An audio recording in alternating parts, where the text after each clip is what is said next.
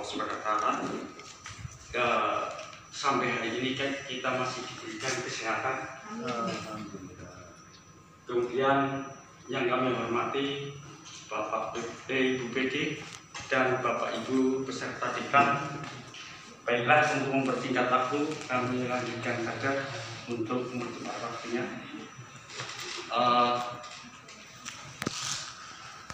Laporan rencana tindak lanjut on the job training diklat calon kepala sekolah tahun 2021. Pada rencana proyek kepemimpinan dalam hal ini dengan judul peningkatan kemampuan guru menerapkan pembelajaran cooperative learning melalui in-house training atau IHT ISD 02 Gedung Banjar. Pada kegiatannya nanti dengan melihat rapor mutunya, sehingga dalam kegiatannya pembuatan media alat peraga pembelajaran. Sebelum kami lanjutkan, baiklah kami perkenalkan, nama saya Budi Sutrisno, SPD dari SDN 02 Gedung Banjar, Kecamatan Taman, Kabupaten Pemalang.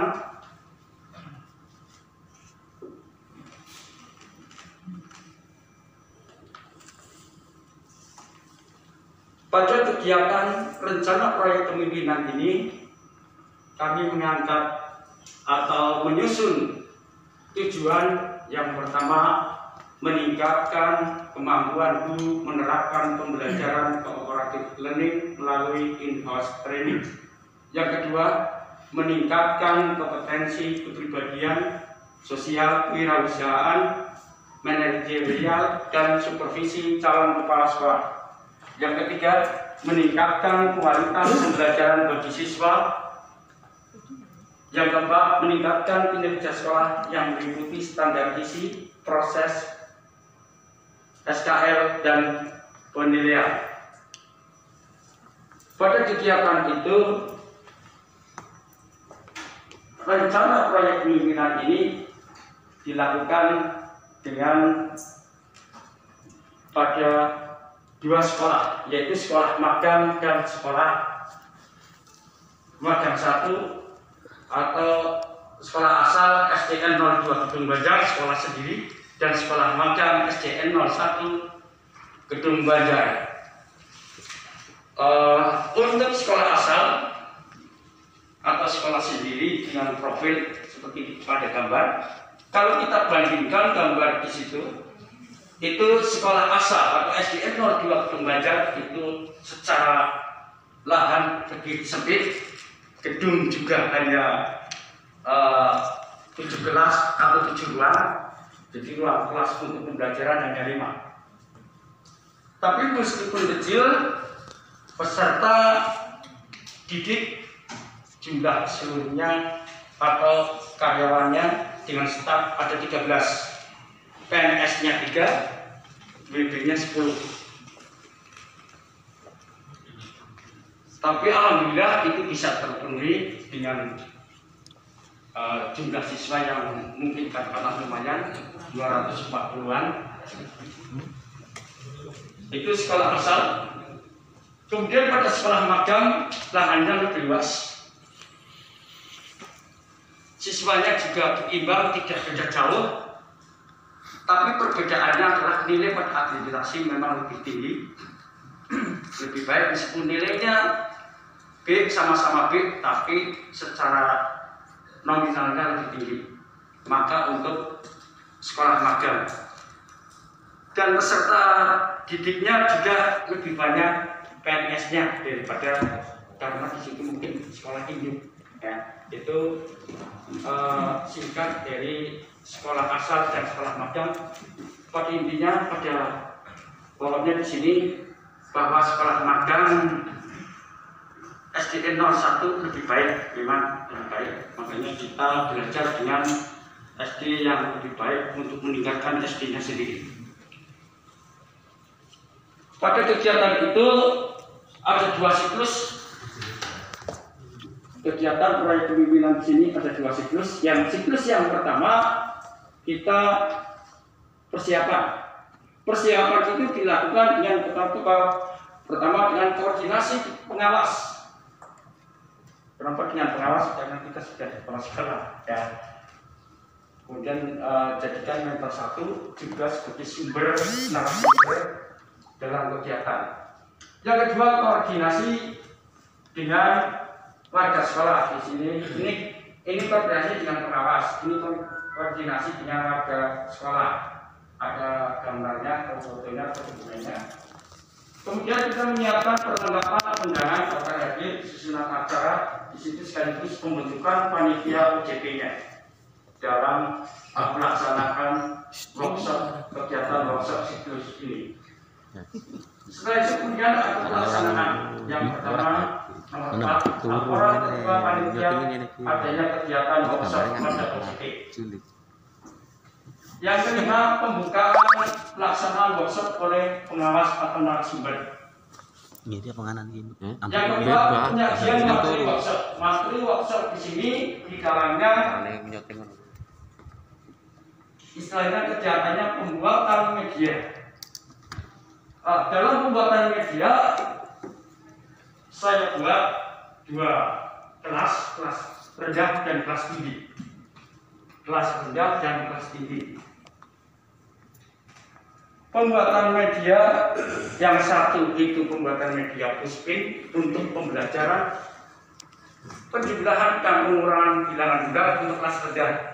Bagaimana anak biar belajar lebih real. Yang kedua itu dispersi spektrum warna. Tapi alat peragat ini bisa juga digunakan sebagai rangkaian listrik sederhana. Jadi satu alat peragat bisa 2. Dispersi spektrum warna pada kelas 5. Kemudian rangkaian listrik sederhana pada kelas 6. Satu alat peragat bisa 2. Di sini ada rangkaian tertutup dan rangkaian terbuka. Selanjutnya setelah kita memaparkan dari pembuatan atau cara pembuatan alat peraga ini yang 2 kelompok ini, kelompok rendah dan kelompok tinggi, mereka peserta workshop disuruh atau mereka membuat alat peraga tersebut sesuai dengan pembelajaran di kelas. Untuk penutup, dengan itu penutupnya ada penugasan, bimbingan dan pelaksanaan monek siklus 1 yang mana di situ kegiatannya melakukan pembuatan dan pembelajaran pada siswa. Yang ke-9, kesimpulan. Kesimpulannya sebelumnya ada masukan narasumber kekurangan dari penyaji, sehingga penyaji di situ merespon dan memperbaiki materi penyajiannya. Yang ke-10, refleksi perbaikan yang lemah berdasarkan monek 1 diperbaiki pada siklus 2.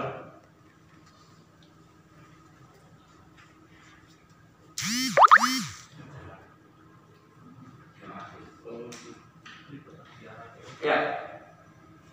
Kemudian dilanjutkan dengan siklus 2. Tidak beda jauh rangkaiannya. Persiapan itu berdasarkan hasil analisis monek siklus 1 yang mana ternyata adanya perbaikan pada siklus berikutnya dan menyiapkan perlengkapannya.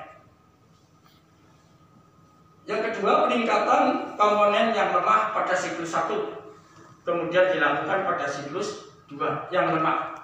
Nah, nanti ini di bawahnya ada tabel hasil siklus 1. Peningkatan komponen lemah tadi kita dianalisis.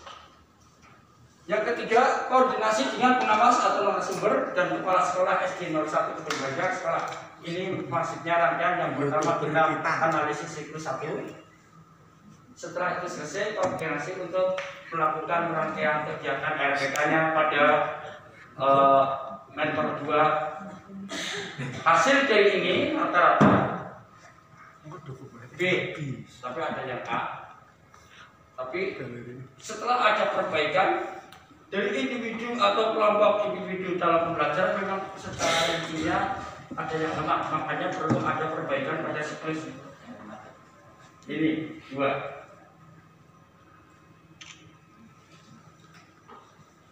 Hasil analisis pada siklus 2 tadi kegiatannya ternyata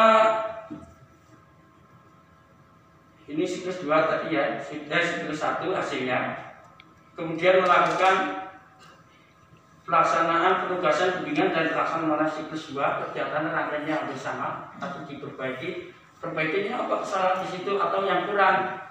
Misalnya alat peraganya kurang menunjang, kurang bagus, atau mungkin bahasanya atau mungkin cara penyampaiannya seperti yang sudah kita lakukan. Cara penyampaian yang pertama tidak per slide tapi kumpul jadi satu atau tulisannya lebih kecil. Kemudian yang pada siklus 2 diperbaiki, per slide lebih jelas, satu-satu alat peraganya juga bahan-bahannya ditunjukkan satu-satu sehingga lebih jelas pada siklus 2. Hasil analisis mana ketercapaian pada siklus 2 ternyata sesuai dengan sedikit mungkin katakanlah sesuai dengan harapan, mencapai semua.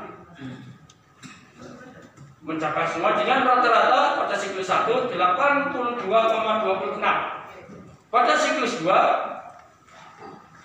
90,12. Kalau kita konfirmasikan ada peningkatan sekitar 12% lebih ada peningkatan atau perbaikan. Nah, penutup.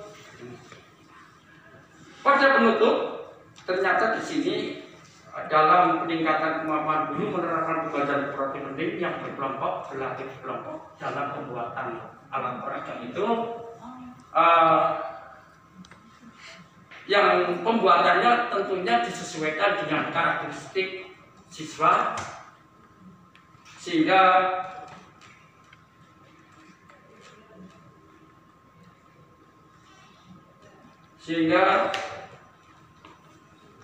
dalam pembelajaran dapat meningkatkan prestasi belajar siswa. Siswa lebih aktif, siswa lebih memahami dengan ditunjukkan alat peraga yang berbentuk real. Kalau bagaimana kalau anak SD kan belum adanya real, belum mengarah lagi yang kelas rendah, belum mengarah ke abstrak.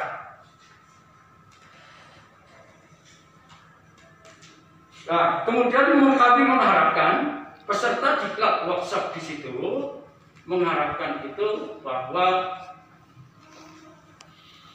dapat menggali ide-ide atau gagasan bagaimana cara membuat atau adanya alat peraga dalam pembelajaran setiap pembelajaran di kelas untuk menggali salah satunya ini untuk menggali para peserta workshop di situ bapak peserta didik di sekolah sehingga pembelajarannya akan lebih hidup dengan adanya alat peraga, apalagi sekarang mungkin lebih modern dengan menggunakan laptop atau proyektor.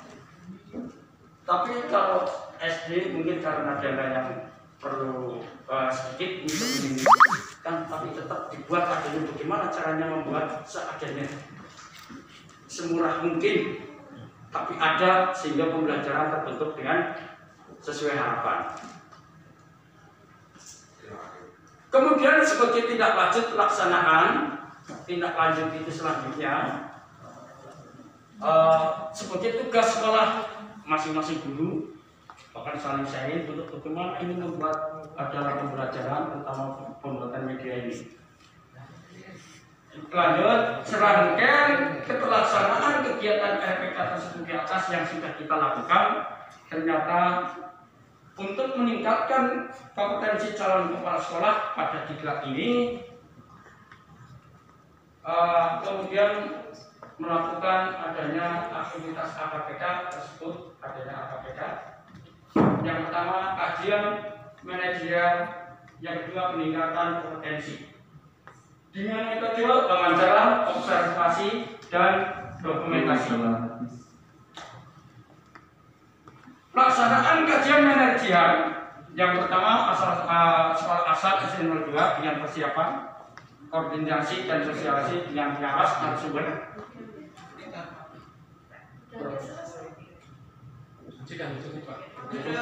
Ya, silakan bicara. Terima kasih. Assalamualaikum warahmatullahi wabarakatuh.